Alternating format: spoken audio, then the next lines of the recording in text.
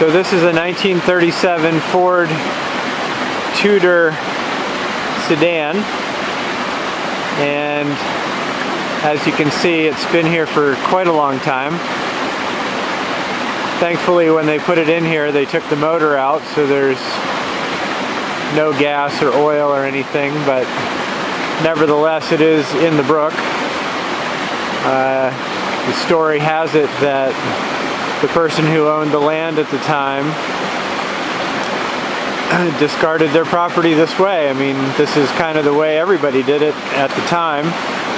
And just behind this vehicle is an old road, so I imagine they pushed the car down the road, and wherever it landed, there it was.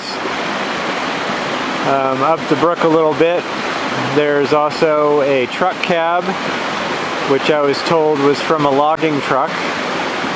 And there are many parts of other different vehicles from over the years, some that look like they were probably from the 1920s or that era of vehicle. But this is one of my favorite cars. It's within walking distance of my house, so I come up here a lot, different times a year.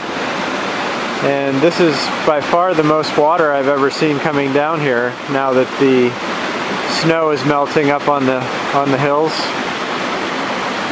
So anyway, this is 1937 Ford.